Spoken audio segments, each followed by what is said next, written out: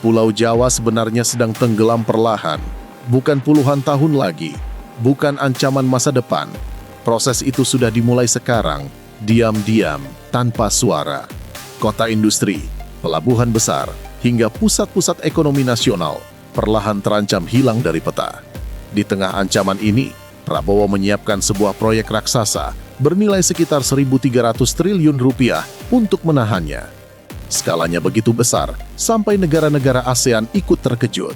Namun ada satu konsekuensi besar. Jika rencana ini gagal, yang datang bukan hanya banjir, melainkan perubahan nasib Indonesia untuk selamanya.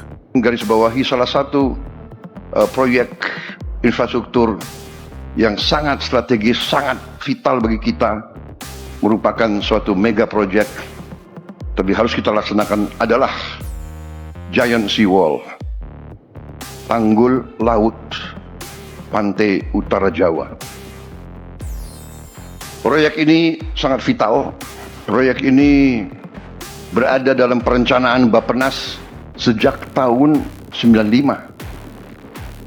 Bayangkan, sejak tahun 95, 30 years ago, kalau tidak salah ya, 30 tahun yang lalu. Tapi kita tidak berkecil hati. Sekarang tidak ada lagi penundaan. Sudah nggak perlu lagi banyak bicara. Kita akan kerjakan itu segera, saudara-saudara sekalian. Proyek ini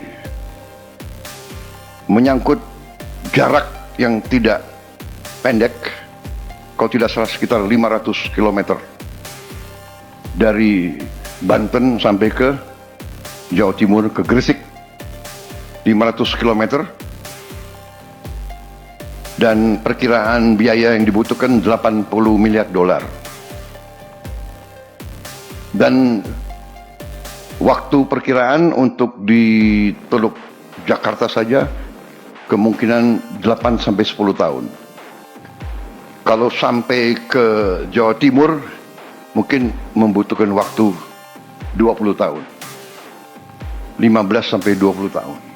Selama ini Pulau Jawa tampak stabil dari permukaan. Namun kenyataan di bawahnya jauh berbeda. Tanah di pesisir utara Jawa terus turun setiap tahun, perlahan dan hampir tidak terasa oleh jutaan penduduknya.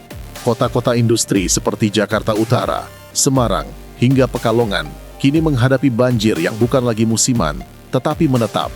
Jalan raya terendam, rumah warga harus dinaikkan berkali-kali, dan pelabuhan terus ditinggikan agar tetap bisa beroperasi. Ini bukan lagi sekadar banjir, melainkan daratan yang benar-benar menghilang sedikit demi sedikit. Masalahnya semakin serius karena laut tidak ikut diam. Kenaikan muka air laut global bertemu dengan penurunan tanah, menciptakan efek ganda yang jauh lebih berbahaya. Tanggul beton yang dibangun selama puluhan tahun kini kalah cepat dari perubahan alam. Air laut menembus drainase, masuk ke sumur warga, bahkan merusak kawasan industri.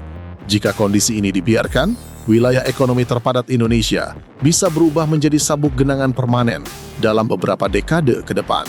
Di titik inilah, pemerintah melihat ancaman ini bukan lagi sekadar persoalan lingkungan, tetapi ancaman langsung terhadap ekonomi nasional. Prabowo butuh duit ribuan triliun untuk Giant Sea Wall Jawa. Prabowo mengungkapkan butuh 1.298 triliun rupiah buat bangun Giant Sea Wall sepanjang 500 km di pesisir utara Jawa, mulai dari Banten ke Gresik, seperti yang disampaikan di International Conference on Infrastructure 2025 pada Kamis 12 Juni kemarin. Proyek ini buat atasi banjir rob dan penurunan tanah dengan tahap awal fokus di Jakarta, Semarang, Pekalongan, dan Brebes. Prabowo minta DKI Jakarta urunan setengah dari nilai tadi buat Teluk Jakarta, sisanya dari pemerintah pusat dibagi 8 tahun jadi 1 miliar dolar Amerika per tahun. Prabowo juga bakal bentuk badan otorita tanggul laut pantai utara Jawa dan mengajak investor, tapi siap pakai dana sendiri kalau diperlukan. Wah, duit segitu kira-kira dapat dari mana ya? Rawan banget tuh dikorupsi. Gimana menurutmu soal ini? Tulis di kolom komentar.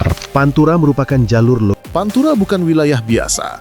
Pantai utara Jawa merupakan jalur logistik utama nasional, pusat manufaktur, pelabuhan ekspor-impor, hingga kawasan produksi pangan. Ketika wilayah ini terendam, rantai pasok nasional akan terguncang. Indonesia bukan hanya kehilangan daratan, tetapi juga kehilangan mesin pertumbuhan ekonominya. Risiko ini jauh lebih mahal dibandingkan biaya membangun proyek perlindungan raksasa. Karena itulah keputusan ekstrim diambil, membangun tembok laut raksasa di sepanjang utara Jawa dengan nilai fantastis sekitar 1.300 triliun rupiah. Skala anggaran ini langsung mengejutkan kawasan. Banyak negara ASEAN terbiasa membangun pelabuhan atau reklamasi, tetapi tidak dengan benteng laut lintas provinsi yang dirancang untuk menahan lautan selama puluhan tahun ke depan.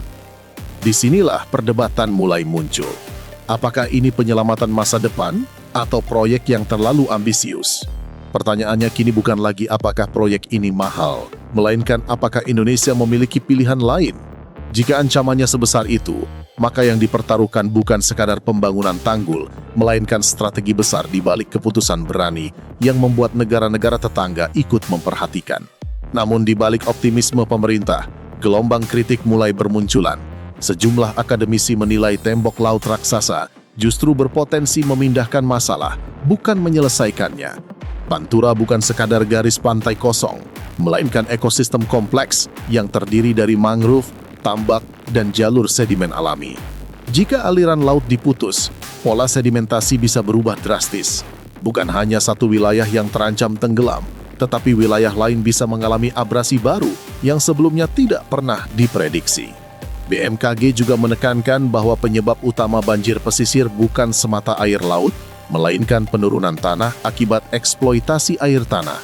Artinya, tanpa pembatasan pengambilan air tanah, tembok laut setinggi apapun hanya akan menjadi tameng sementara. Kota tetap turun, laut tetap naik. Beberapa pakar bahkan menyebut skenario ekstrim, di mana tembok berdiri kokoh, tetapi kota di belakangnya justru turun hingga berada di bawah permukaan waduk buatan sendiri. Dari sisi sosial, nelayan dan petambak mulai khawatir. Mereka hidup dari dinamika pasang surut alami. Ketika arus berubah, ikan bermigrasi, kualitas air berubah, dan tambak bisa mati perlahan. Proyek yang awalnya dianggap sebagai penyelamat justru dikhawatirkan menghilangkan mata pencaharian tradisional ribuan keluarga pesisir. Inilah dilema klasik megaproyek, melindungi kota besar, tetapi berisiko mengorbankan ekonomi lokal yang telah bertahan puluhan tahun. Permasalahan pendanaan juga memicu perdebatan panjang. Nilai 1.300 triliun rupiah setara dengan anggaran pembangunan lintas generasi. Pemerintah melihatnya sebagai investasi penyelamatan nasional. Namun para kritikus mengingatkan bahwa biaya pemeliharaan jangka panjang bisa jauh lebih mahal dari biaya pembangunannya. Tanggul raksasa bukan proyek sekali jadi. Pompa, perkuatan tanah, dan perawatan harus berjalan selamanya. Jika ekonomi melemah, struktur ini bisa berubah dari pelindung menjadi beban permanen negara. Lalu muncul pertanyaan terbesar, apakah proyek ini benar-benar solusi terakhir atau justru taruhan terbesar dalam sejarah pembangunan Indonesia? Pada akhirnya, jawaban dari proyek 1.300 triliun rupiah ini sederhana. Ini bukan pemborosan, melainkan penyelamatan. Tanah Jawa memang sedang turun dengan cepat. Tanpa perlindungan, sebagian wilayah ekonomi utama Indonesia bisa hilang bahkan sebelum generasi berikutnya lahir.